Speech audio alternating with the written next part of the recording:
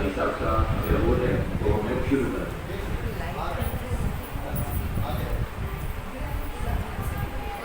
कमर सीधी, दोनों हाथ गोदी में, भावना करेंगे कि देवता का उदय हो रहा है और हम गायत्री महामंत्र का उच्चारण। यहाँ से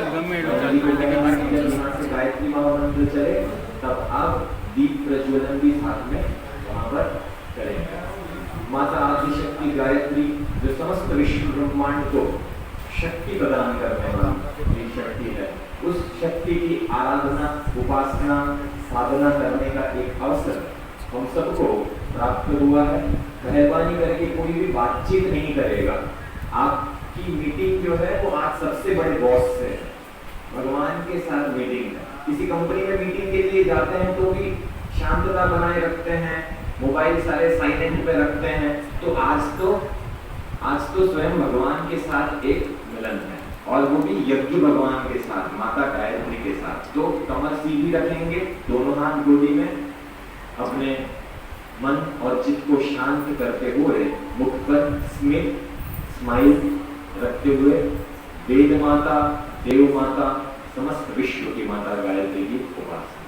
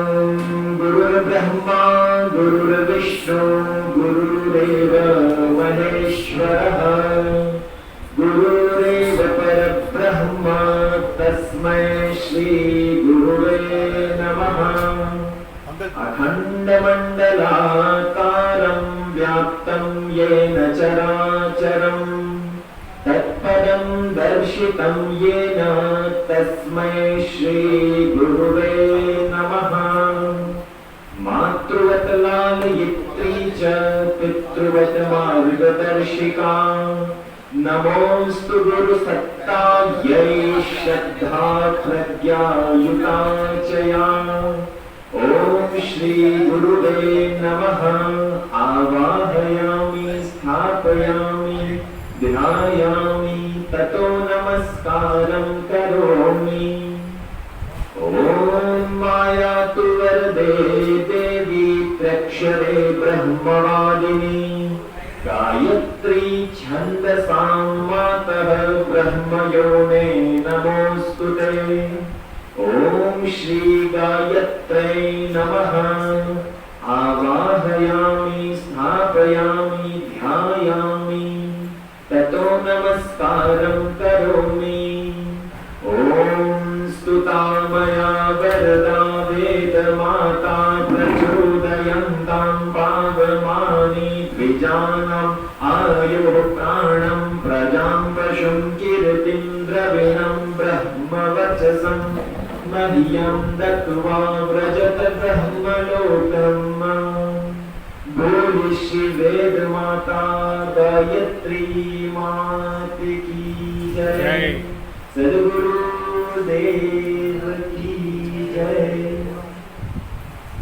माता आदिशक्ति गायत्री की असीम कृपा से आज हम सबको यहाँ पर इस प्रकार से मिलजुल कर इकट्ठा होकर माता की साधना, आराधना, उपासना करने का एक अवसर प्राप्त हुआ है। ये इतनी सामान्य सी बात नहीं है कि आपको एक मैसेज आया, आपको एक फोन आया कि आइएगा, एक हमने व्यवस्था बनाई है यज्ञ की, आप आइए और बैठिए। ये इतनी सामान्य सी व्यवस्था नहीं है। कई जन्मों के ऐसे संचित कर्म लगते हैं, तब जाकर कोई परिवार जो है वो इस प्रकार से मिलजुल कर इकट्ठा होकर यज्ञ जैसा श्रेष्ठ कार्य कर सकता है। और वो भी कौन सा यज्ञ? माता आदिशक्ति गायत्री का यज्ञ। कौन है ये माता आदिशक्ति गायत्री? थोड़ी देर तक इसके बारे में जानेंगे। उसके बाद आज ये जो यज्ञ कर रहे हैं वो यज्ञ हम क्यों करने जा रहे हैं, और इस यज्ञ के पीछे का भाव क्या होता है वो जानेंगे। पहले कुछ देर तक ज्ञान यज्ञ चलेगा। ज्ञान यज्ञ भगवान गीता में भी कहते हैं गतसंगस्य मुक्तस्य ज्ञानावस्थित चेतसाम यज्ञयाचरतः कर्म समग्रम प्रविलीयते। हे अर्जुन, तुम गतसंगस्य होकर, हर प्रकार की संगतियों से मुक्त होकर, गतसंगस्य मुक्तस्य विज्ञानावस्थित चेतसाम, तुम हर प्रकार की संगतियों से मुक्त होकर मेरे विज्ञानमय रूप का चिंतन करो। भगवान अर्जुन को भी कहते हैं कि तुम मेरे ज्ञानमय रूप का चिंतन करो। एक बार तुमको ज्ञान हासिल हो जाएगा, उसके बाद सारी चीजें शिष्टता तक पहुंचेगी। अगर आपको पता है यहाँ से घाटकोपर स्टेशन जाना है तो कौन से रास्ते से जाना है, अगर आपको ज्ञान है तो आधे से ज्यादा बाजी तो आपने ऐसे ही मान ली, हाँ हमें पता है ऐसे जाना। तो हम यज्ञ जैसे कार्य तो करते हैं, हम माता की उपासना तो करते हैं, पर वो कौन से मार्ग पर उपासना होनी चाहिए, कैसे करनी चाहिए, तो उसका ज्ञान होना अति आवश्यक है। तो पहले ज्ञान यज्ञ चलेगा, उसके बाद कर्म यज्ञ होगा, और उसके बाद तीसरा जो यज्ञ है वो बड़ा ही महत्वपूर्ण, जिसे जीवन यज्ञ कहा जाता है। हम सबका जीवन ही यज्ञमय हो जाए, इसलिए ऋषि परंपराओं ने पहले ज्ञान, फिर कर्म और फिर जीवन यज्ञ करने की बात की। अगर यज्ञ जो है वो जीवन में नहीं उतरा तो यज्ञ करने का कोई फायदा ही नहीं होता है। यज्ञ कब फलित होगा, जब आपके गुणों में परिवर्तन आएगा, जब आपके कर्मों में परिवर्तन आएगा, और तीसरा आपके स्वभाव में परिवर्तन आएगा। अगर ये तीन चीजें होने लगे तो समझना आपका यज्ञ सही दिशा में पहुंचा है। आज के इस यज्ञ के बाद आपके गुणों में परिवर्तन आना चाहिए, आपके गुण बदल जाने चाहिए। गुण यानी कि क्या, गुण यानी कि क्वालिटी। अरे एक सब्जी भी लेते हैं तो हम पहले तो गुणवत्ता चेक करते हैं, देखते हैं सब्जी सही है कि नहीं है। शादी करने से पहले गुण मिलाए जाते हैं, तो गुण यानी कि क्या, क्वालिटी। आपके आज के इस यज्ञ के बाद अगर आपकी गुणवत्ता में बढ़ोतरी हो, गुणों में परिवर्तन आ जाए, किसी को आपको जानबूझकर दिखाना नहीं है, परंतु आपको देखकर लोग बोले कि कुछ बदलाव आया है आप में। यज्ञ यानी कि अपने आप में परिवर्तन लाने की प्रक्रिया को ऋषियों ने यज्ञ कहा। यज्ञ यानी कि क्या, अपने आप में बदलाव लेकर आना। कैसा बदलाव लाना, शिष्ट उद्देश्य से शिष्ट मार्ग पर चलने को यज्ञ कहा गया। वहां अर्जुन जो है वो युद्ध भूमि में, कर्म भूमि में, कुरुक्षेत्र की भूमि में अपने कर्म से परिचित हुए। तब भगवान ने अर्जुन को कहा है, हे अर्जुन तू यज्ञ कर, तू यज्ञ कर, तू यज्ञ कर। भगवान कुरुक्षेत्र की भूमि में अर्जुन को यज्ञ करने के लिए कह रहे हैं। अरे वहां पर तो युद्ध करना है, तो यज्ञ की बात भगवान क्यों कर रहे हैं? भगवान कहते हैं, हे अर्जुन तू यज्ञ कर। यज्ञ यानी कि अपने कर्तव्य के कर्मों का शिष्टता से पालन करना। हम सबकी दिक्कतें पता है क्या है? हम सबकी दिक्कत ये है, हमको जो कर्म दिया होता है उसको छोड़कर हम दूसरे कर्म पहले सोचते हैं, पहले करते हैं। जैसे कि आज हम सभी लोग बैठे तो इस यज्ञ में हैं, परंतु तीन प्रकार से कार्य होते हैं। एक शरीर से होता है, तो आप शरीर से यहाँ पर हैं, जी हाँ शरीर से यहाँ पर है। फिर होता है मन से यहाँ पर है, क्या हमने मन से यज्ञ किया? अगर मन से यहाँ नहीं है तो भगवान अर्जुन को कहते हैं, अर्जुन तू यज्ञ कर। अर्जुन कुरुक्षेत्र की भूमि में ही बैठा था, युद्ध करने के लिए ही बैठा था, परंतु मन से वहां पर नहीं था। इसलिए भगवान ने अर्जुन को कहा, हे अर्जुन तू यज्ञ कर, तू यज्ञ कर, जिससे तेरा जीवन जो है वो सफल हो जाए। यज्ञ यानी श्रेष्ठ भाव से, श्रेष्ठ उद्देश्य से अपने कर्तव्य के कर्मों का पालन करना। यज्ञ यानी श्रेष्ठ भाव, श्रेष्ठ उद्देश्य से अपने कर्तव्य कर्मों का पालन करना। हम क्या करते हैं, ऑफिस में बैठे होते हैं तब घर के बारे में सोचते हैं, अरे घर में क्या चल रहा होगा, ये व्यवस्था सही है कि नहीं होगी। और जब घर में बैठे हुए रहते हैं तब हम ऑफिस के बारे में पूरा दिन सोचते रहते हैं।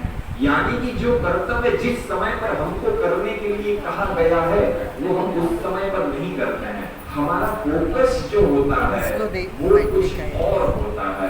और भगवान कहते हैं कि हे अर्जुन अगर तूने ये बात समझ ली, तुझे अभी जो कार्य दिया गया है, अगर तेरा पूर्णतः ध्यान उसी कार्य में है और वो भी श्रेष्ठ भावों के साथ, तो तू यज्ञ कर रहा है।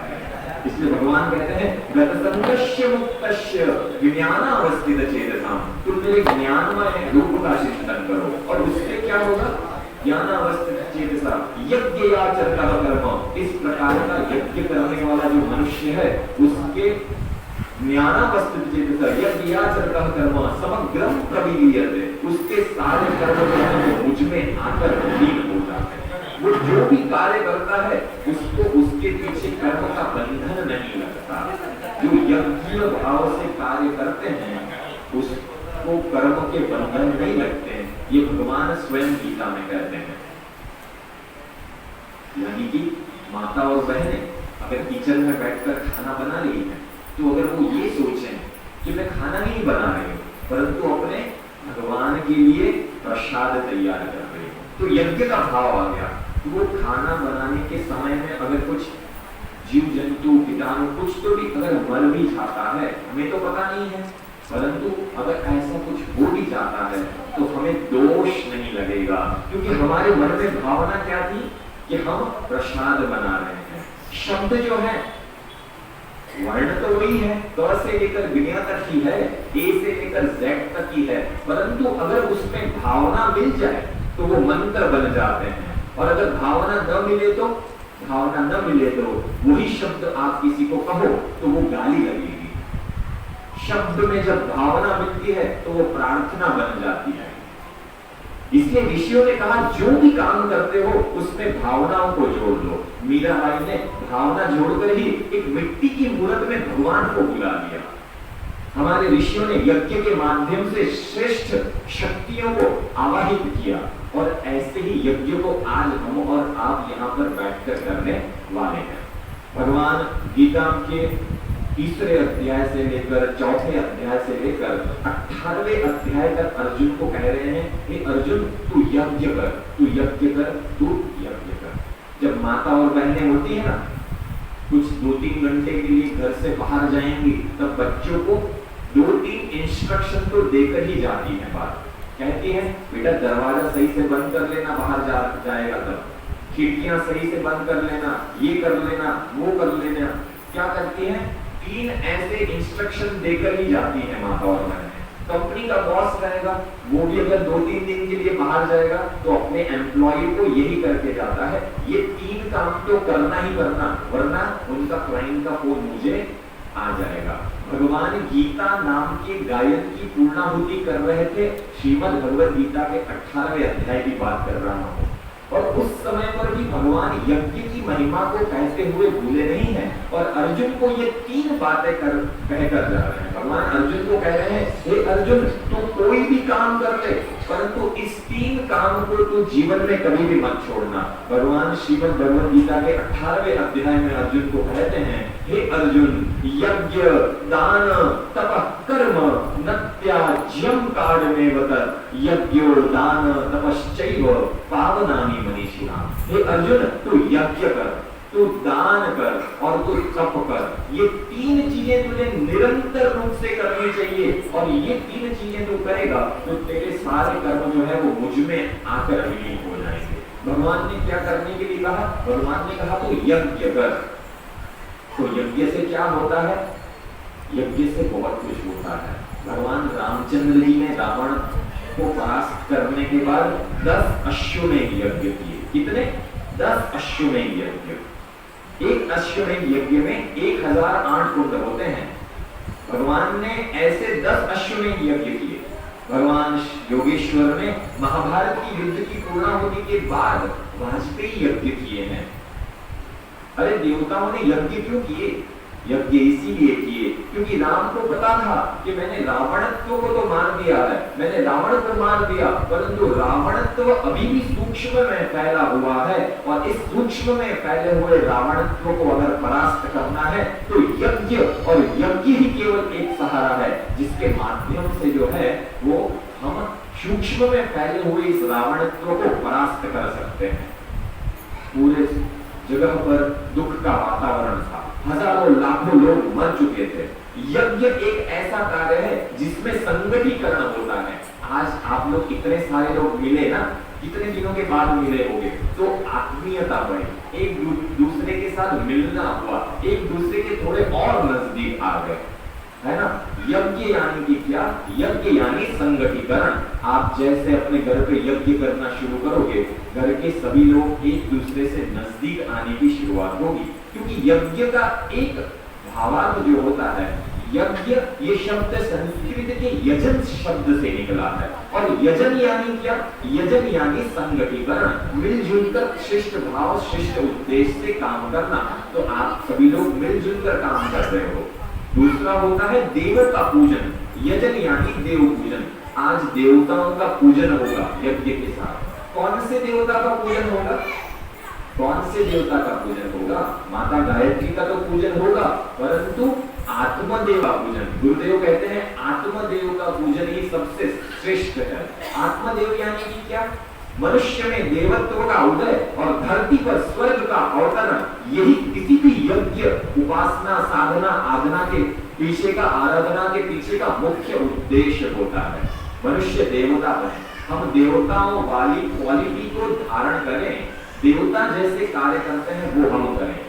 तो देवता क्या करते हैं? यज्ञ का तीसरा भाव बताता है, यज्ञ यानी कि दान, यज्ञ यानी कि देना। जो भी आप में शिष्ट है वो सबको बांटना, उसे यज्ञ कहा गया। तो हमारे पास क्या है? हमारे पास अन्न तो है, हमारे पास अन्न तो है, तो वो अन्न पूरे ब्रह्म को मिले। अच्छा, आप तो अन्न रोज खाते होंगे, परंतु ये जितने जीवाणु, पशु पक्षी, जितने भी लोग हैं, उनको कहां से मिलेगा अन्न?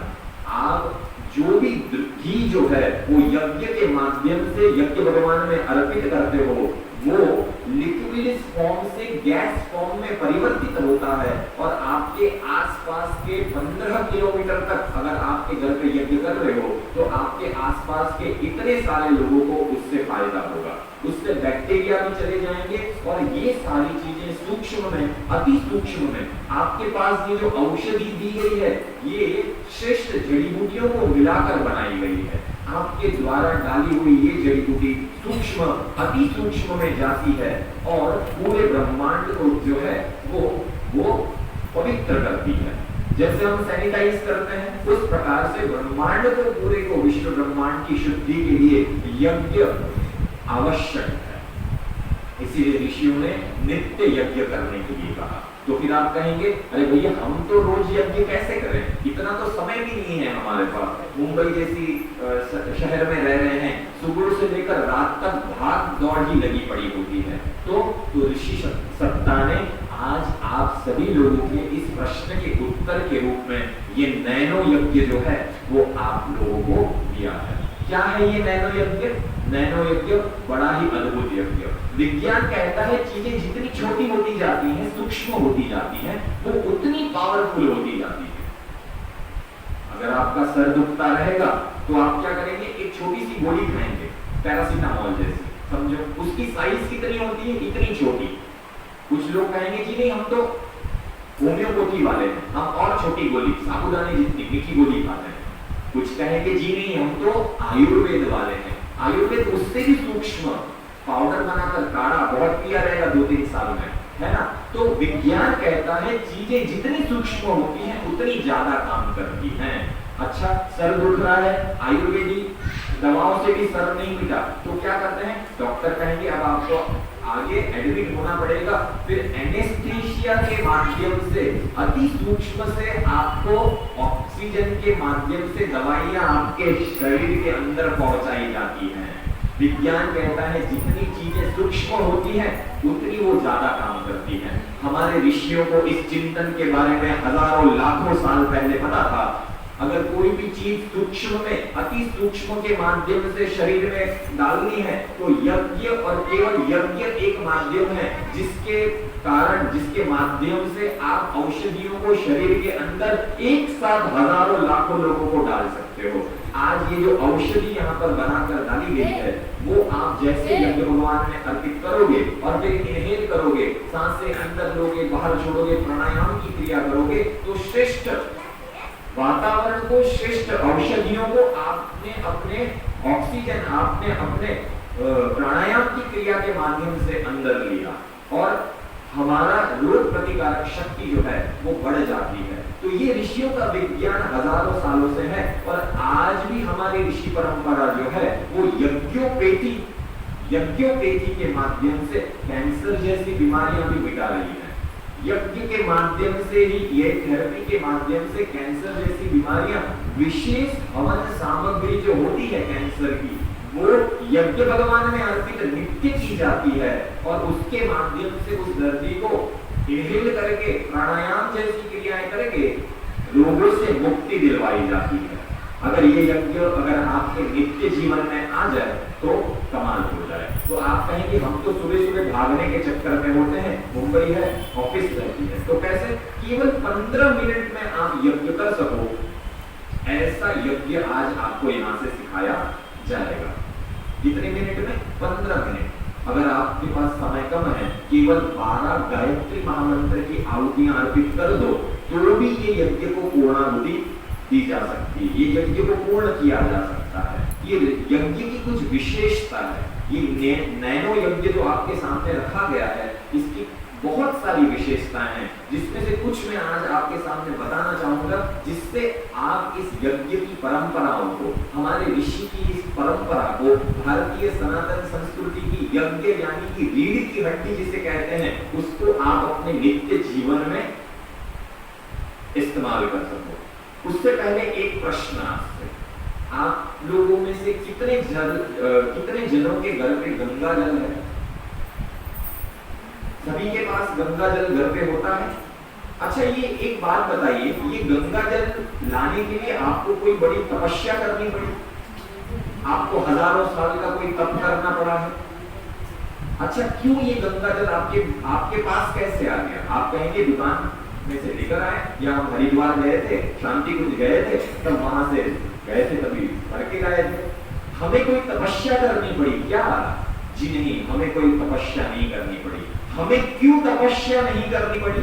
क्योंकि हमारे पूर्वजों ने तपस्या की है, जिसका फल आज हमें गंगा जल हमारे घर पे भी मिल रहा है।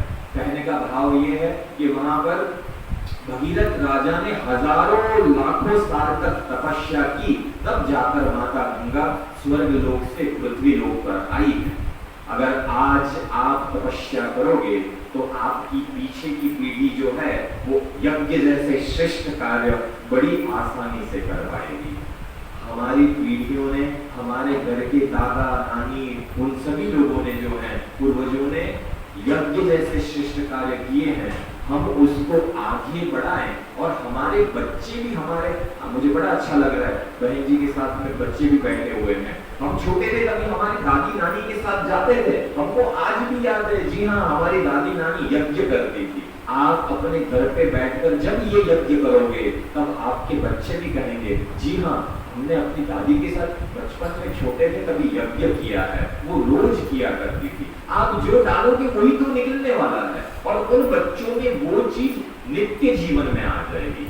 जिस प्रकार से आज हमको गंगा जल इतनी बड़ी आसानी से मिल चुकी है, उस प्रकार से यज्ञ जैसे श्रेष्ठ कार्य आपके बच्चों के नित्य जीवन में आ जाएगा। इसीलिए भी हमको ये सारे श्रेष्ठ कार्य करने चाहिए। ये नैनो यज्ञ इतना छोटा, इतना सूक्ष्म यज्ञ है और कम समय में होने वाला ये यज्ञ इतना छोटा किट है कि आप एक बैग में भी लेकर जाकर कहीं पर भी बैठकर कर सकते हो। आपने संकल्प लिया, चलो 30 दिन तक मैं करूंगा, कहीं जाना हो गया, आउटडोर पर मीटिंग के लिए चले गए, तो वहां पर भी आप कर सको, उतनी छोटी सी किट तैयार की गई है। कम खर्चे में होने वाला यज्ञ, एक केवल 150 रुपये में आपको एक किट बनाकर दी जा रही है, जिसमें यज्ञ कुंड है, जिसमें 30 दिन आप यज्ञ कर सको, वैसे गोबर के दिए हैं, हवन सामग्री है, बाती है, सब कुछ उसमें दिया गया है। आप केवल यज्ञ करो, वही हमारा मुख्य उद्देश्य है। तीसरी बात, सबसे महत्वपूर्ण बात, ये आज जो यज्ञ होने वाला है उसमें लकड़ियों का इस्तेमाल नहीं किया गया है। ये जो गोबर के दिए आपके पास रखे हुए हैं, उसके अंदर आप हवन सामग्री अर्पित करोगे। ये जो गोबर के दिए हैं, उसी के अंदर, उस वाटी के अंदर ही आपको हवन सामग्री अर्पित करना है, बिना वृक्षों को काटे हुए, यानी कि इको फ्रेंडली यज्ञ जिसे कहा जाता है, वो ये इको फ्रेंडली यज्ञ है। आपको जब हम स्वाहा करके हवन सामग्री अर्पित करने बोले तो आप इस पात्र के अंदर हवन सामग्री अर्पित करोगे। ये कौन सा पात्र है? ये गोबर से, गाय के गोबर से बना हुआ पात्र है। गोबर के कंडों का इस्तेमाल कर ये यज्ञ किया जा रहा है। इसका फायदा क्या है? इसका फायदा ये है कि आज तक हमारी गौ माताएं जो थी वो केवल गाय के केवल दूध के लिए उनका संवर्धन होता था। जो दूध देने वाली गाय हैं उन्हीं को संभाला जाता था। परंतु अगर आप जैसे हजारों लाखों लोग ये संकल्प ले लें कि हम नित्य यज्ञ करेंगे तो हमारी गौ माताएं समृद्ध हो जाएंगी। गोबर को अंत समय तक करना ही करना है और उसका इस्तेमाल कर हमारी माता और बहनें ये दिए बनाने का काम करती हैं, तो उनको उद्योग भी मिल रहा है, गृह उद्योग में बढ़ावा मिल रहा है, हमारी गायें समृद्ध हो रही हैं और हमारी भारत की सनातन संस्कृति की यज्ञ परंपरा जो है वो आगे बढ़ रही है। कुछ लोग कहते हैं हमारा घर बड़ा छोटा है। छोटा घर है, एक कॉर्नर में बैठकर भी 2 फुट की जगह में आप लोग बैठे हो, बस एक कॉर्नर मिल गया आपको, आप बैठकर यज्ञ कर सकते हो। और एक बार आज तो एक कुंड पर एक ही बैठा है। हम लोग तो हमारे घर पे इसी यज्ञ कुंड पर 3 से 4 जन बैठकर भी 1-1, 2-2 आहुतियां दे देते हैं। घर के सारे लोगों को यज्ञ करने का लाभ मिल जाता है। तीसरा, जो बड़े यज्ञों में भाव होता है वही भाव यहाँ पर जागृत होगा। कैसे? बड़े यज्ञों में 3 मुख्य चीजें होती है। एक, अग्नि की स्थापना, जो यहाँ पर भी अग्नि स्थापन होगा। दूसरा, मंत्रों का उच्चारण, जो इस यज्ञ में भी किया जाएगा। और तीसरा और सबसे महत्वपूर्ण जो भावनाएं हैं, वो भावनाएं जितनी उत्कृष्ट हमारी और आपकी होगी, ये यज्ञ आप देखिएगा थोड़ी देर में यहाँ पर जब यज्ञ भगवान यहाँ पर स्थापित होंगे, ऐसा लगेगा जैसे हजारों सहस्त्र सूर्य जो हैं वो आज धरती पर आ गए हैं और स्वयं माता आदिशक्ति और देवों को भी यहाँ पर आने के लिए लालायित कर दे। ऐसा दृश्य थोड़ी देर में यहाँ पर आपको देखने मिल सकता है। शरीर, मन, आत्मा सबको शुद्ध करने वाला कोई तत्व है तो ये यज्ञ है, जो हमारे ऋषियों ने कहा यज्ञ दान तप कर्म न त्याज्यम कार्यमेव तत् यज्ञो दान तपश्चैव पावनानि मनीषिणा। हे अर्जुन, तुम पावन हो जाओगे अगर नित्य जीवन में इस यज्ञ को तुम करोगे। इसीलिए गुरुदेव की इस परंपरा को, ऋषियों की इस परंपरा को माता गायत्री और पिता यज्ञ, माता गायत्री और पिता यज्ञ, जब माता पिता दोनों की कृपा बच्चों पर बैठे तब वो बच्चे न्याल हो जाते हैं। तो ऐसे इस यज्ञ की अब हम लोग यहाँ से शुरुआत करने जा रहे हैं। मैं इस यज्ञ को शुरुआत करूँ उससे पहले कुछ चीजें आपको बताना चाहता हूँ।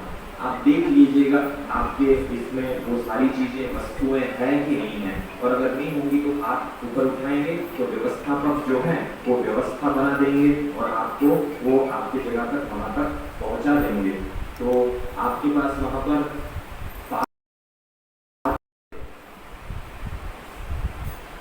हम जब स्वाहा बोलेंगे तो स्वा, हम जैसे स्वा बोलते हैं, हम जब स्वा बोलते हैं तो यज्ञ भगवान अपना मुख खोलते हैं और हा बोलते हैं तो वो बंद कर देते हैं। स्वाहा स्वाहा। तो हम जब स्वा बोले और हा हो, उससे पहले आहुति जो है वो इस यज्ञ कुंड में आपकी अर्पित हो जानी चाहिए। और कितनी आहुति अर्पित करनी है? सब ज्यादा से ज्यादा डालेंगे तो ज्यादा हमें फायदा होगा, ऐसा है? जी नहीं, ऐसा नहीं है। जब हम इस यज्ञ दीपक को प्रज्वलित करेंगे उस समय पर अग्नि जो है वो बालक की अवस्था में होती है। एक छोटा सा बालक होता है तो कितना उसको खिलाया जाता है? थोड़ा थोड़ा। सामग्री की कमी नहीं है, सामग्री बहुत है अपने पास, परंतु कुंड भी तो छोटा है और बालक के स्वरूप में अग्नि है, तो थोड़ी थोड़ी आहुति। कितनी थोड़ी? आपके पास चम्मच दी गई है, उसकी आधी चम्मच का भी आधा, यानी कि 1/4, हाफ से भी हाफ, 1/4। आप अगर हवन सामग्री भरेंगे तो भी हाफ से हाफ, यानी कि 1/4 करेंगे। अगर घी भी आप भरेंगे तो 1-2 बूंद उसी प्रकार से भरेंगे। और जब हम स्वाहा बोले तो आपको स्वाहा के साथ साथ गायत्री महामंत्र बोलते बोलते अर्पित करते चलना है। और एक बड़ी महत्वपूर्ण बात, हम जब आपको कहेंगे तभी आप जो है ये गोबर दिया कुछ देर के लिए वहां पर साइड पर रख दोगे। आप सभी लोग गोबर दिया उठाएंगे और साइड पर रख देंगे। सभी लोग कर लीजिए ये। हम जब बताएंगे तभी आप अब गोबर दिया उठाएंगे और फिर उसको यज्ञ कुंड पर रखेंगे। हम जब तक नहीं बताएंगे तब तक कोई भी गोबर दिया अग्नि वहां पर ऊपर रखेगा नहीं। यहाँ से जो जो इंस्ट्रक्शन आते जा रहे हैं वो सारी चीजें आप फॉलो करते जाएंगे। जो सारे कार्य जो हैं वो जिस प्रकार से होने हैं उसी प्रकार से होते चलेंगे। आइए इस यज्ञ की, इस कर्म यज्ञ की अब यहाँ से शुरुआत करते हैं। हमने जाना इस यज्ञ के बारे में, हमने जाना माता आदिशक्ति गायत्री के बारे में। माता गायत्री का ये महामंत्र बड़ा ही विलक्षण मंत्र है। ये सद्बुद्धि को प्रदान करने वाला मंत्र है। गायत्री की उपासना क्यों करते हैं? सद्बुद्धि के लिए। अरे सद्बुद्धि से क्या होता है?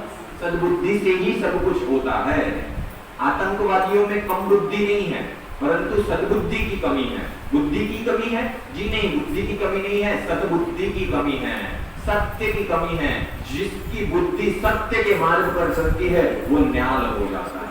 इसलिए माता गायत्री की उपासना करनी अति आवश्यक है। 24 मंत्रों, 24 बीज मंत्र से बनाया हुआ ये गायत्री मंत्र इतना विलक्षण मंत्र है कि एक ही मंत्र के उच्चारण करने से सारी शक्तियां जो हैं वो एक साथ आवाहित होती हैं।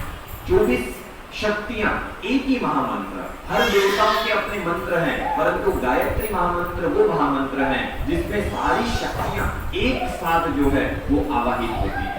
गायत्री एक प्रार्थना है। गायत्री एक प्रार्थना है। किसकी प्रार्थना? कौन से देवता की प्रार्थना? आप जिस देवता को मानते हो उस देवता की प्रार्थना। गायत्री महामंत्र में कहा गया कि वो प्राण स्वरूपा, वो प्राण स्वरूपा, दुख नाशक, श्रेष्ठ, तेजस्वी, देव स्वरूप, पाप नाशक परमात्मा को मैं अपनी अंतरात्मा में धारण करता हूँ और वो परमात्मा मेरी बुद्धि को सत्य के मार्ग पर प्रेरित करे। गायत्री महामंत्र में ये नहीं कहा गया कि माता गायत्री मेरी बुद्धि को सत्य के मार्ग पर प्रेरित करे।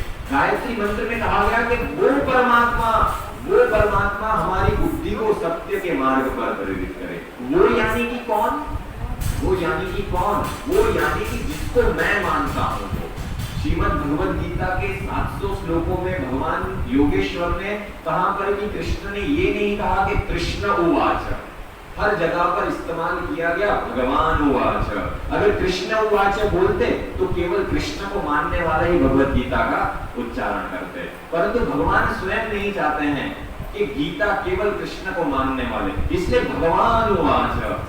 किसने गीता लिखी? भगवान ने लिखी। कौन से भगवान ने लिखी? जिसको आप मानते हो उसको भगवान कहा जाता है, उन्होंने लिखी। उसी प्रकार से गायत्री महामंत्र भी इटर्नल यूनिवर्सल मंत्र है। इस मंत्र में कहा गया कि वो परमात्मा को मैं अपनी अंतरात्मा में धारण करता हूँ और वो परमात्मा मेरी बुद्धि को, हमारी बुद्धि को सत्य के मार्ग पर लेकर चले। वो कौन? अगर मैं भगवान शिव का उपासक हूँ और मैं गायत्री महामंत्र भगवान शिव के सामने बोल रहा हूँ तो मैं शिव जी से प्रार्थना कर रहा हूँ, हे भोले बाबा आप मेरी बुद्धि को सत्य के मार्ग पर लेकर चलिए। अगर मैं कृष्ण का उपासक हूँ और कृष्ण के सामने, जो भगवान के सामने, भगवान श्री कृष्ण के सामने अगर गायत्री मंत्र का उच्चारण कर रहा हूँ तो मैं भगवान कृष्ण से कह रहा हूँ कि आप मुझे श्रेष्ठता की ओर लेकर चलें। गायत्री उस शक्ति की उपासना है जिसे आप मानते हो। आपकी कुल देवता के सामने अगर आप गायत्री महामंत्र का नित्य उच्चारण करेंगे, आप देखिएगा आपके जीवन में कमाल हो जाएगा। आपके जीवन में कमाल हो जाएगा। गायत्री वो शक्ति है जिसे हम और आप सभी लोग मानते हैं। ऐसी माता आदिशक्ति ने हम पर आज इतनी कृपा की कि हम आज ये मिलजुल कर ये यज्ञ कर पा रहे हैं। तो आइए, कोई भी यज्ञ करें उससे पहले पवित्र होना आवश्यक होता है। तो मैं अपनी बहन से कहूंगा, एक बहन से, कि आप यहाँ पर खड़ी होकर सामूहिक रूप से पवित्रीकरण आप सभी लोग क्या करेंगे? आप भावनात्मक रूप से जो है वो आप सभी लोग आंखें बंद रखेंगे। आपके ऊपर जब जल का छिटकार हो तो आप भावना करेंगे कि आप शरीर से पवित्र हो रहे हैं, आप मन से पवित्र हो रहे हैं, मन, वाणी और अंतकरण सब कुछ आपका पवित्र हो रहा है। भगवान को पवित्रता प्रिय है। पवित्र जो है उसी को ही यज्ञ जैसे श्रेष्ठ कार्य करने की अनुमति है। तो अब यहाँ से वो भाव जागृत किया जा रहा है। आंखें बंद। ओम पवित्रः पवित्रो वा सर्वावस्थां गतोऽपि मां यः स्मरेत् पुण्डरीकाक्षं सः पायाभ्यन्तरः शुचिः। ओम पुनातु पुण्डरीकाक्षः पुनातु पुण्डरीकाक्षः पुनातु। ओम भूर्भुवः स्वः तत्सवितुर्वरेण्यं भर्गो देवस्य धीमहि धियो यो नः प्रचोदयात्। भावना करिए अंतकरण से, मन से, वाणी से, हम सभी प्रकार से अंदर बाहर सबसे हम पवित्र हो रहे हैं और यज्ञ करने के लिए अब हम लोग यहाँ से तैयार हो रहे हैं। पवित्रता ही भगवान का सबसे बड़ा मंत्र है। आइए पवित्रीकरण करने के बाद सबसे पहला पूजन जो है वो माता पृथ्वी का करेंगे। पृथ्वी माता जहाँ से हम सबको अन्न वस्त्र जल जो भी मिलता है, आज इतना सब कुछ मिलता है वो कहाँ से मिलता है? माता पृथ्वी से ही तो मिल रहा है ना। तो सबसे पहला पूजन माता पृथ्वी का होता है। आप क्या करेंगे? आप जो है थोड़ा पुष्प तोड़कर, अक्षत थोड़े लेकर आपके पाठ जो है उसी के ऊपर पृथ्वी माता को स्पर्श करेंगे और पाठ के ऊपर ही पुष्प जो है वो छोड़ देंगे। भावना करेंगे कि पृथ्वी माता को हम प्रणाम कर रहे हैं। पृथ्वी माता को स्पर्श करवाइए और पाठ के ऊपर ही अक्षत फूल अर्पित कीजिए। अब दोनों हाथ पृथ्वी माता को स्पर्श करेंगे। भावना करेंगे कि माता पृथ्वी हमको शक्तियां प्रदान कर रही है। ओम पृथ्वी त्वया धृता लोका देवी त्वं विष्णुना धृता त्वं च धारयामां देवी पवित्रं कुरु चासनं पवित्रं कुरु चासनं। हे माता पृथ्वी, आप हम पर अपनी कृपा दृष्टि सदाए बनाए रखिएगा। माता पृथ्वी को हमने प्रणाम किया और हम चाहते हैं कि हम प्रणाम करें और भगवान हमारे ऊपर आशीर्वाद बनाए रखें। अच्छा, घर में अगर सास है, माता है, तो केवल सास के पैर दबाएंगे तो सास खुश होगी कि सास के सास का काम करेंगे तो वो खुश होगी? सास के सास का काम करेंगे तो वो खुश होगी? कंपनी में बॉस का काम करेंगे तो बॉस खुश होगा कि केवल उसके नाम का जाप करेंगे तो बॉस खुश होगा? आप बताइए, काम करेंगे तो खुश होगा। भगवान का पूजन तो हम करते हैं। हमने माता पृथ्वी को प्रणाम किया, हे माता पृथ्वी आप हमको अन्न वस्त्र जल सब कुछ प्रदान करना, ये हमारी भावना है और हमने किया, एक बात है। परंतु जब तक माता पृथ्वी का काम नहीं किया तब तक हमने क्या किया? माता पृथ्वी का पूजन यानी कि क्या? माता पृथ्वी का पूजन यानी कि वृक्षारोपण अभियान में अपनी अपनी भागीदारी। कितने लोग हैं आज तक वृक्षों का रोपण किया है? बड़े बड़े वृक्ष, छोटे छोटे प्लांट हम लोग उगाते हैं उसकी बात नहीं कर रहा हूँ। बड़े वृक्ष जैसे बिल्वपत्र हो गया, आम के हो गए, नीम के हो गए, बड़े जो बड़ा ज्यादा ऑक्सीजन देते हैं, है ना। हाँ, हम सबको वृक्षारोपण निरंतर रूप से करते रहना है। माता पृथ्वी का पूजन यानी कि क्या? यज्ञ यानी क्या?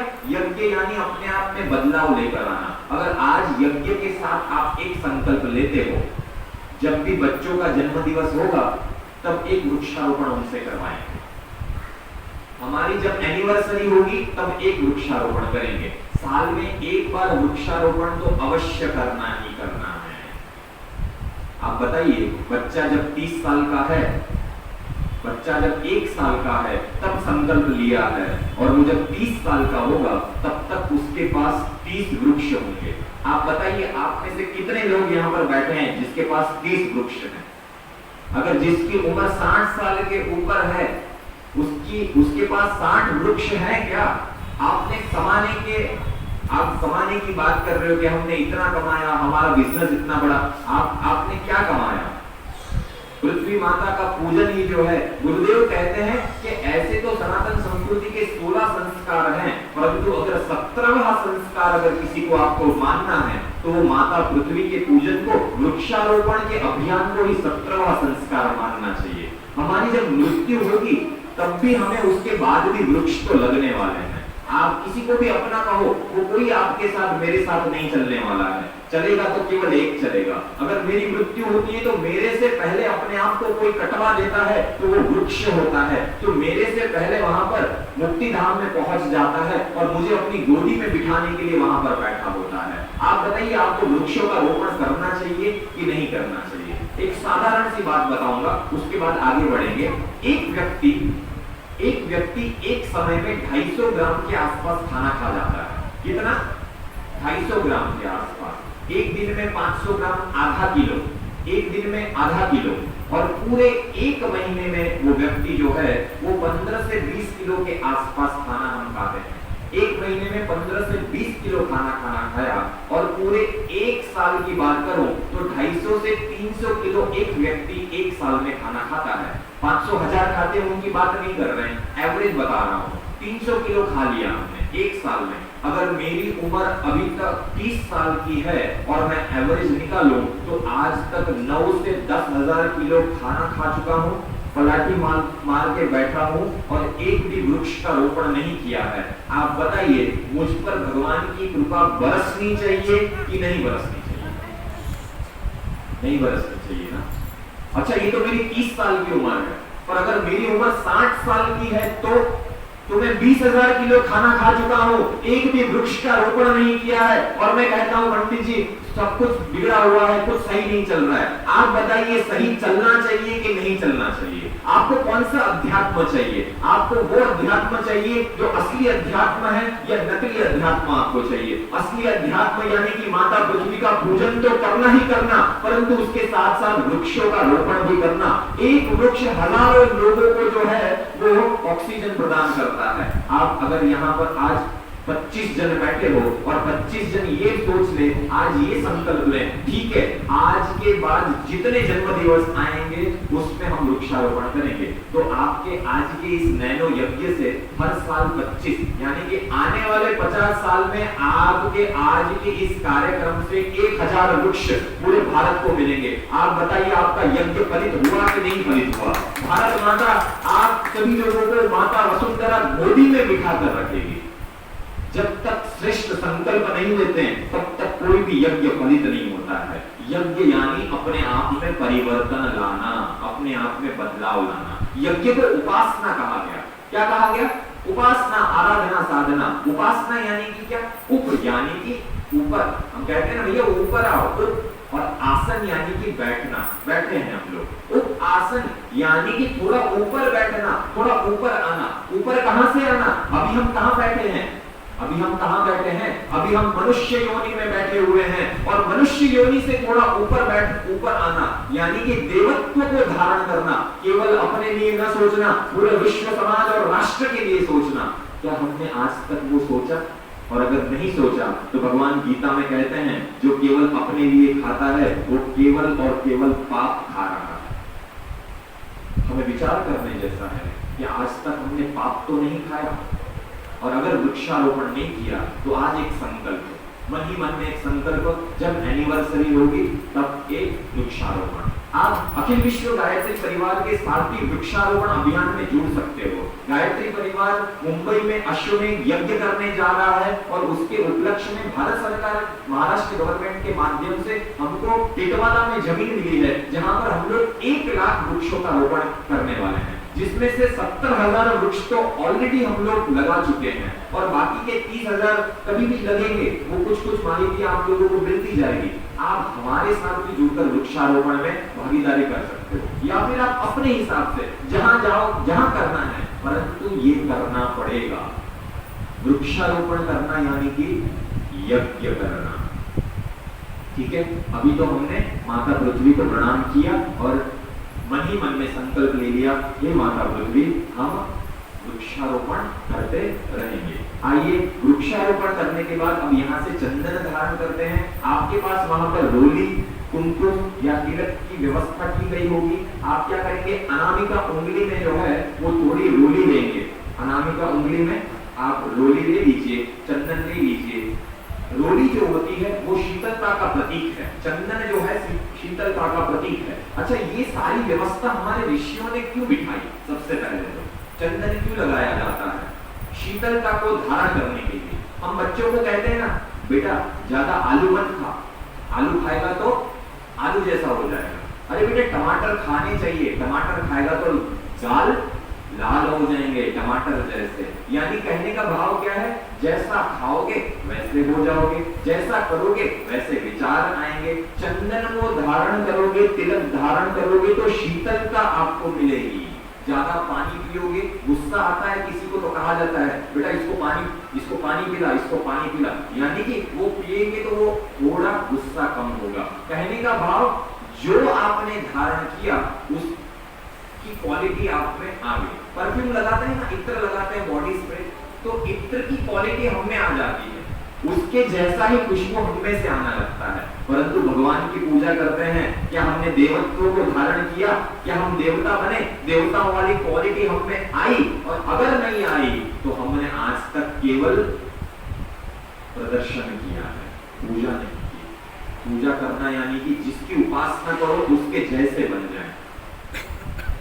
तो रोली, कुमकुम, चंदन हाथ में धारण करके माता से प्रार्थना, हे माँ मुझको शीतलता प्रदान कीजिए। हाथ में धारण करेंगे, हम जब मंत्र बोलेंगे तब स्वयं के यहाँ पर मस्तक पर अनामिका उंगली से आप तिलक को धारण करेंगे।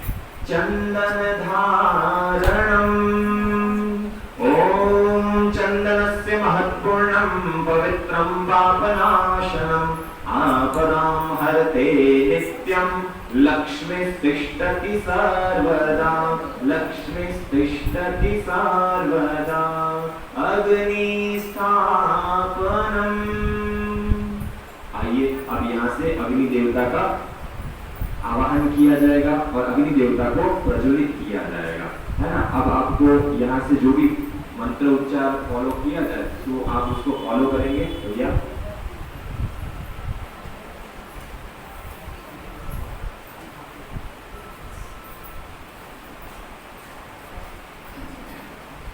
जब यहाँ से मंत्र बोला जाए तब भी आप लोग, मैं जैसे यहाँ से मंत्र बोलना शुरू करूंगा तो आप लोग क्या करेंगे, चाहे एक माचिस की तीली से या 2 से 3 से जैसी भी व्यवस्था बने, आप उससे ये जो 3 बातें दी गई हैं वो आप प्रज्वलित करेंगे, ठीक है।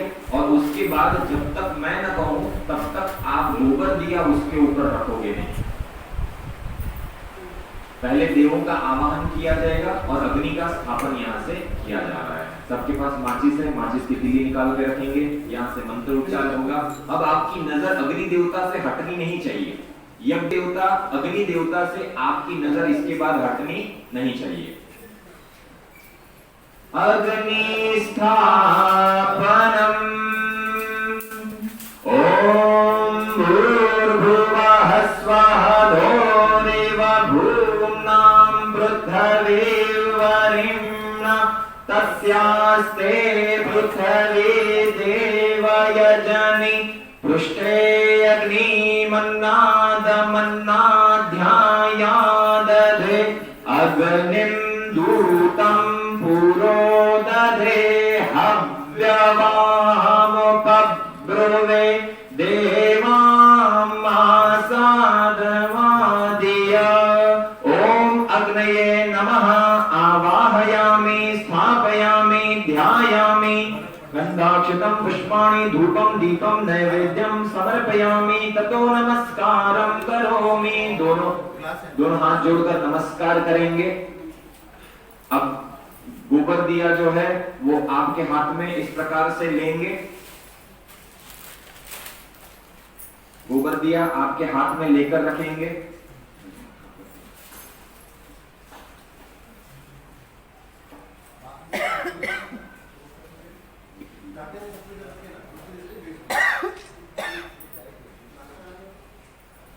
गोबर दिया इस प्रकार से पकड़ेंगे ऊपर, हाँ इस प्रकार से पकड़ेंगे। मैं गायत्री महामंत्र का उच्चारण करूंगा तो गोबर दिया आपको अग्नि के ऊपर रख देना है, उस स्टैंड के ऊपर लगाना है। ओम भूर्भुवः स्वः तत्सवितुर्वरेण्यं भर्गो देवस्य धीमहि धियो यो नः प्रचोदयात्। अब अभी आप कोई भी दीपक को या गोबर दिए को कोई भी स्पर्श नहीं करोगे। यहाँ से अभी गायत्री माता का स्तवन हो रहा है। आपका पूर्णतः ध्यान जो है अब अग्नि देवता पर होना चाहिए। शुभ ज्योति के पुंज अनादि अनुपम ब्रह्मांड व्यापी आलोक करता, दारिद्र दुख भय से मुक्त कर दो, पावन बना दो हे देव सविता, पावन बना दो हे देव सविता। हे ब्रह्मनिष्ठो से आदि पूजित, वेदज्ञ जिसके गुणगान करता, सद्भावना हम सब में जगा दो, पावन बना दो हे देव सविता, पावन बना दो हे देव सविता, निर्मल बना दो हे देव सविता। हे योगियों के शुभ मार्गदर्शक, सद्ज्ञान के आदि संचार करता, प्रणिपात स्वीकार कर लो सभी का, पावन बना दो हे देव सविता, पावन बना दो हे देव सविता, निर्मल बना दो हे देव सविता। पुनः तुमां तत्सवितुर्वरेण्यम् गायत्री मंत्राहुति। पहली 3 आहुतियां आपको घी से अर्पित करनी है और उसके बाद आपको निरंतर रूप से गायत्री महामंत्र की आहुतियां ही सामग्री से अर्पित करते चलना है। थोड़ा थोड़ा घी लेकर जाना है। आइए गायत्री महामंत्र के साथ आहुतियां अर्पित। ओम भूर्भुवः स्वः तत्सवितुर्वरेण्यं भर्गो देवस्य धीमहि धियो यो नः प्रचोदयात् स्वाहा। इदं गायत्रे इदं नमः। ओम भूर्भुवः स्वः तत्सवितुर्वरेण्यं भर्गो देवस्य धीमहि धियो यो नः प्रचोदयात् स्वाहा। इदं गायत्रे इदं नमः। ओम भूर्भुवः स्वः तत्सवितुर्वरेण्यं भर्गो देवस्य धीमहि धियो यो नः प्रचोदयात् स्वाहा। इदं गायत्रे इदं नमः। अभी सभी सामग्री से आहुतियां अर्पित करेंगे। ओम भूर्भुवः स्वः तत्सवितुर्वरेण्यं भर्गो देवस्य धीमहि धियो यो नः प्रचोदयात् स्वाहा।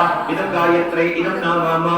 ओम भूर्भुवः स्वः तत्सवितुर्वरेण्यं भर्गो देवस्य धीमहि धियो यो नः प्रचोदयात् स्वाहा। इदं गायत्रे इदं नमः। ओम भूर्भुवः स्वः तत्सवितुर्वरेण्यं भर्गो देवस्य धीमहि धियो यो नः प्रचोदयात् स्वाहा। इदं गायत्रे इदं नमः। ओम भूर्भुवः स्वः तत्सवितुर्वरेण्यं भर्गो देवस्य धीमहि धियो यो नः प्रचोदयात् स्वाहा। इदं गायत्रे इदं नमः। ओम भूर्भुवः स्वः तत्सवितुर्वरेण्यं भर्गो देवस्य धीमहि धियो यो नः प्रचोदयात् स्वाहा। इदं गायत्रे इदं नमः। ओम भूर्भुवः स्वः तत्सवितुर्वरेण्यं भर्गो देवस्य धीमहि धियो यो नः प्रचोदयात् स्वाहा। इदं गायत्रे इदं नमः।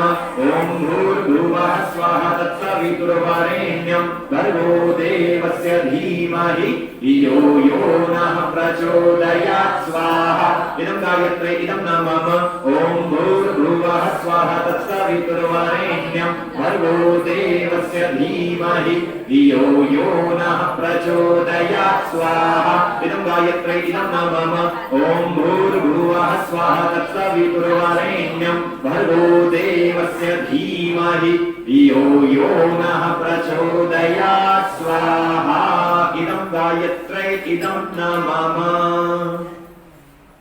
महामृत्युंजय मंत्र आहुति थोड़ी थोड़ी सामग्री से ही आहुतियां अर्पित करते चलना है ओम त्र्यंबकं यजामहे सुगंधिं पुष्टिवर्धनम् उर्वारुकमिव बन्धनान् मृत्युर्मुक्ष्यमामृतात् स्वाहा इदं महामृत्युंजयाय इदं न मम ॐ त्र्यंबकं यजामहे सुगंधिं पुष्टिवर्धनम् उर्वारुकमिव बन्धनान् मृत्युर्मुक्ष्यमामृतात् स्वाहा इदं महामृत्युंजयाय इदं न मम ॐ त्र्यंबकं यजामहे सुगंधिं पुष्टिवर्धनम् उर्वारुकमिव बन्धनान् मृत्युर्मुक्ष्यमामृतात् स्वाहा इदं महामृत्युंजयाय इदं न मम ॐ त्र्यंबकं यजामहे सुगंधिं पुष्टिवर्धनम् उर्वारुकमिव बन्धनान् मृत्युर्मुक्ष्यमामृतात् स्वाहा इदं महामृत्युंजयाय इदं न मम ॐ त्र्यंबकं यजामहे सुगंधिं पुष्टिवर्धनम् उर्वारुकमिव बन्धनान् मृत्युर्मुक्ष्यमामृतात् स्वाहा इदं महामृत्युंजयाय इदं न मम थोड़े थोड़े घी की आहुतियां अर्पित करेंगे ओम एकदंताय विद्महे वक्रतुंडाय धीमहि तन्नो दन्ती प्रचोदयात् स्वाहा इदं गणेशाय इदं न मम ओम पंचवक्त्राय विद्महे महादेवाय धीमहि तन्नो रुद्रः प्रचोदयात् स्वाहा इदं रुद्राय इदं न मम ओम भूर्भुवः स्वाहा क्लीं क्लीं क्लीं तत्सवितुर्वरेण्यं भर्गो देवस्य धीमहि धियो यो नः प्रचोदयात् क्लीं क्लीं क्लीं ओम स्वाहा इदं आदिशक्ते इदं न मम ओम भास्कराय विद्महे दिवाकराय धीमहि तन्नः सूर्यः प्रचोदयात् स्वाहा इदं सूर्यदेवताभ्यो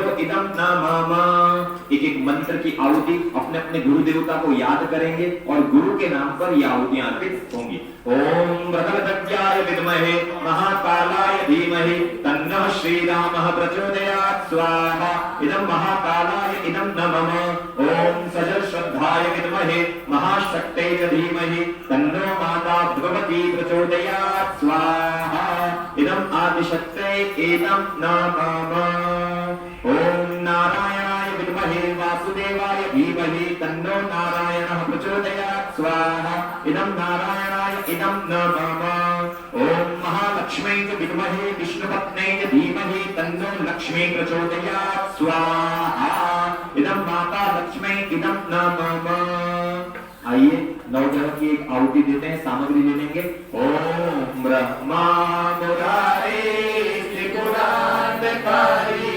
भानु शशि भूमि प्रतोपदश्च गुरुश्च शुक्रः शनि राहु केतवः सर्वे ग्रहाः शान्तिकरा भवन्तु स्वाहा इदं नवग्रहाय इदं न मम तीन आहुतियां अब यहाँ से पूर्णाहुति की होगी यहाँ से अब यज्ञ की पूर्णाहुति की जा रही है ना सामग्री लेंगे और सामग्री से ही आहुति अब यहाँ से अर्पित की जाएगी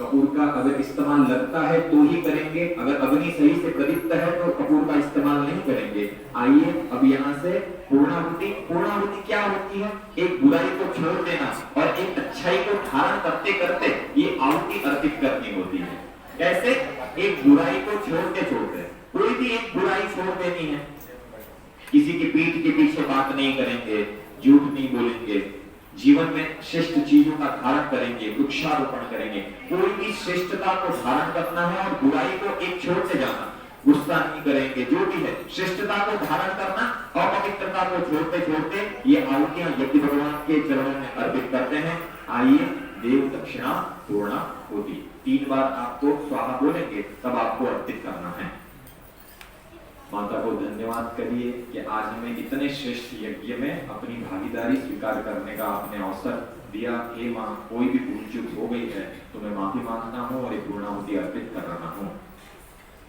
ओम पूर्णमदः पूर्णमिदं पूर्णात् पूर्णमुदच्यते पूर्णस्य पूर्णमादाय पूर्णमेवावशिष्यते। ओम पूर्णात् विपरापत पूर्णा पुनरापत वष्णेव विक्रीणावः इष्टभुजत्वं शतक्रतो स्वाहा। ओम सर्ववै पूर्णत्वं स्वाहा। ओम सर्ववै पूर्णत्वं स्वाहा। ओम सर्ववै पूर्णत्वं स्वाहा।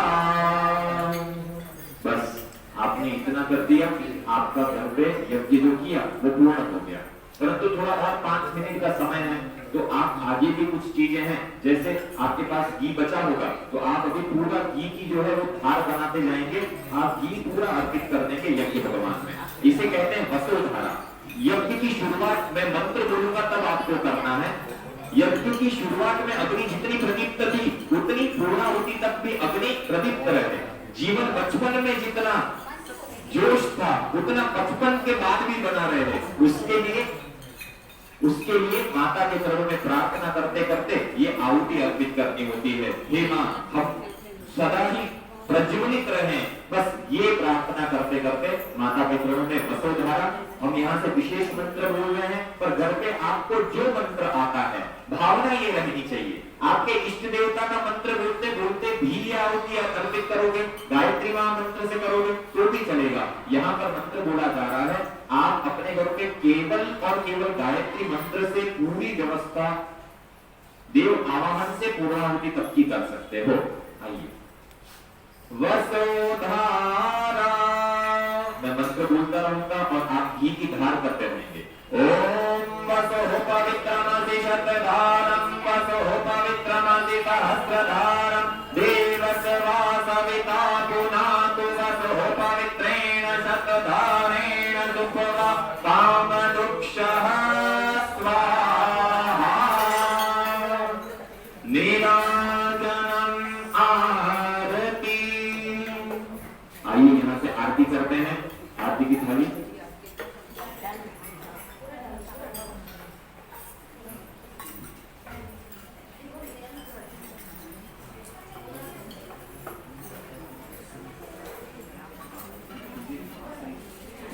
आरती के लिए कौन आ रहे हैं?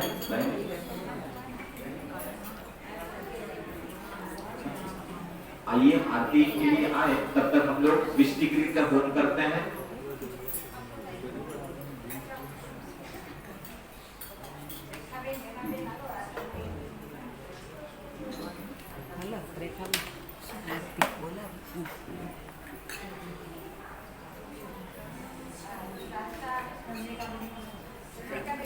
चंद्रिका शांता।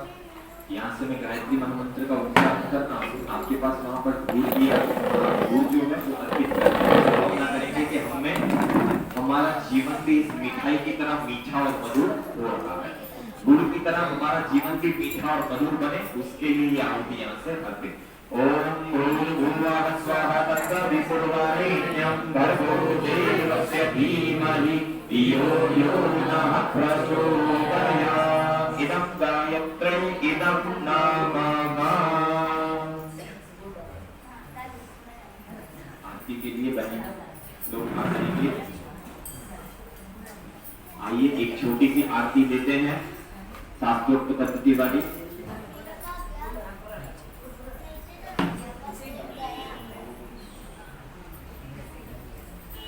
बोले यज्ञ भगवान की जय। वेद माता गायत्री मात की जय। ओम यं ब्रह्मेतान्तविदो वदन्ति परं प्रधानं पुरुषं दधान्ये विष्णो तते तस्मै नमो विघ्नविनाशनाय। ॐ यं ब्रह्मा वरुणेन्द्र रुद्रमरुतः स्तुवन्ति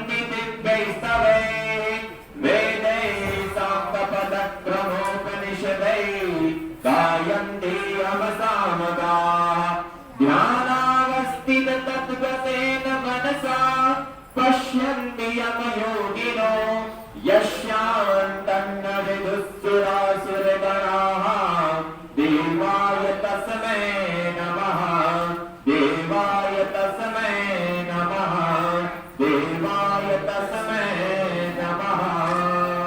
आपके पास कपूर होगा तो आप यज्ञ भगवान में अर्पित कर देंगे और यहाँ पर कपूर प्रदीप किया जाएगा।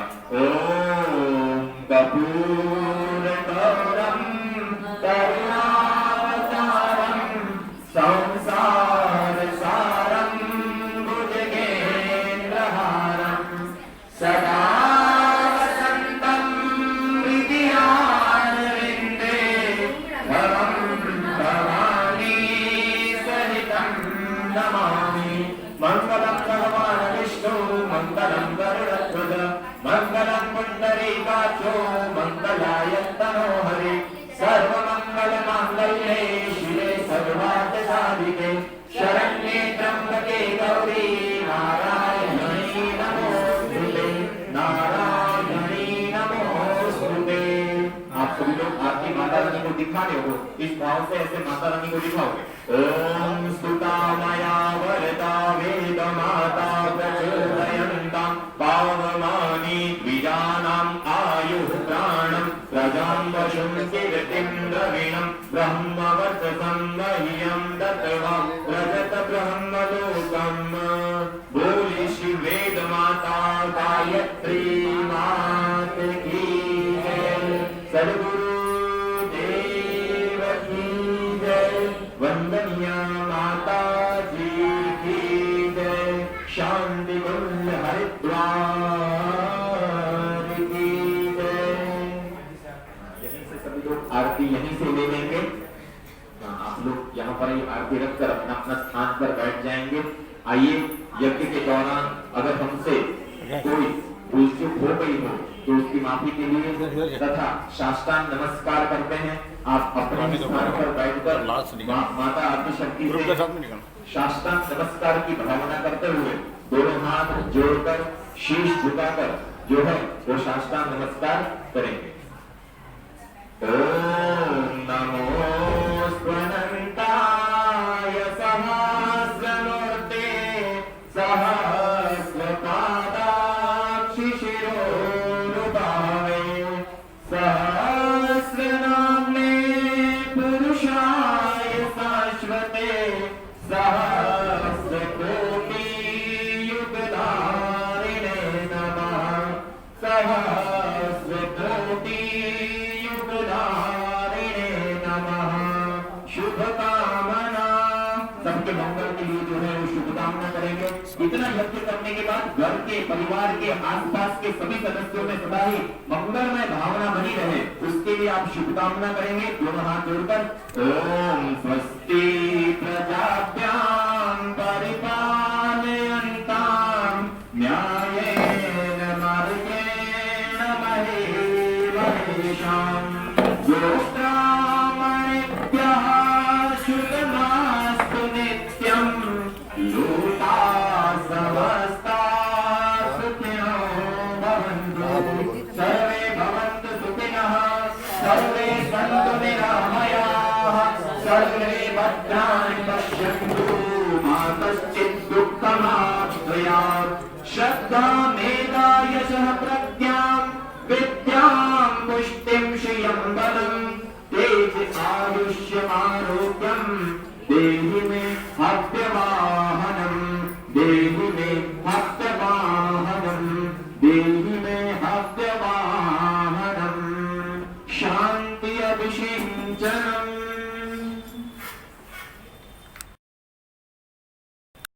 पुष्पांजलि देवों को विदाई। कैसे देवों को विदाई कैसे करेंगे? खाली हाथ से नहीं, कुछ तो भी देकर। तो क्या देना है?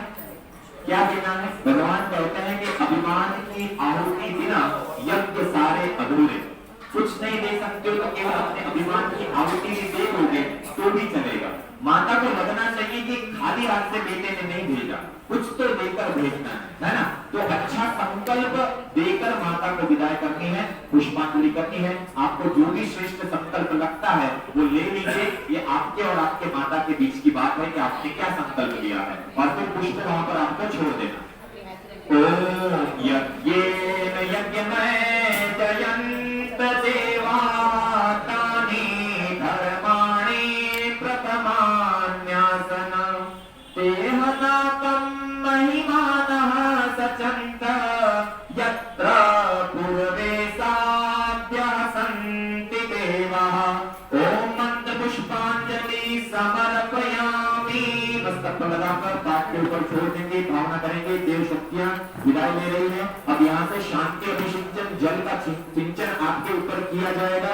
आप भावना करेंगे ये कोई सामान्य जल नहीं है, विश्व ब्रह्मांड की शक्ति जो है वो स्वयं आपके ऊपर शांति का अभिषिंचन कर रही है। उस भावना के साथ शांति अभिषिंचनम करते जाइए।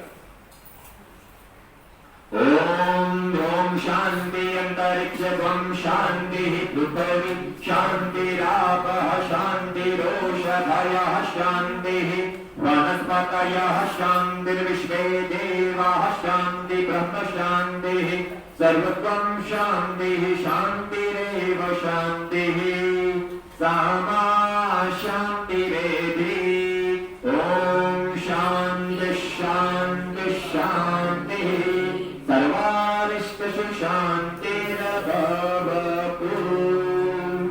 किसी भी श्रेष्ठ यज्ञ के बाद भगवान सूर्य देवता को जो है वो आहुतियां अर्पित की जाती है। तो आप इधर ही बैठकर भावनात्मक रूप से सूर्य देवता को अर्घ दे रहे हो, उस भावना से इस प्रकार से हाथ रखोगे, भावना करेंगे कि हम भावनात्मक रूप से आहुतियां अर्पण कर रहे हैं और उसके बाद 3 बार अपने स्थान पर प्रदक्षिणा करोगे। इस प्रकार से भावना करें सूर्य देवता का तेज जो है वो हमें अब इस यज्ञ के माध्यम से प्राप्त हो रहा है। भगवान सूर्य को हम यहाँ से ये विसर्जन हम सूर्य को अर्घ दे रहे हैं। सूर्यार्घदानम ओम सूर्यदेव सहस्रांशो तेजोरासे जगत्पते अनुपम ब्रह्मा भक्त्या गृहाणाम्यादिवाकर ओम सूर्याय नमः आदित्याय नमः भास्कराय नमः प्रदक्षिणा ओम यानि कानि च पापानि ज्ञाताज्ञातकृतानि च तानि सर्वाणि नश्यन्ते प्रदक्षिणां पदे पदे प्रदक्षिणां पदे पदे विसर्जनम्। आपके पास जितने भी अक्षत रखे हुए हैं वो अक्षत ले लेंगे और आपको यज्ञ कुंड में थोड़े थोड़े अक्षत की वर्षा करते जानी है। मैं मंत्र बोलूंगा और सारे अक्षत जो है वो आप थोड़े थोड़े यज्ञ कुंड में अर्पित करेंगे मंत्रों के साथ।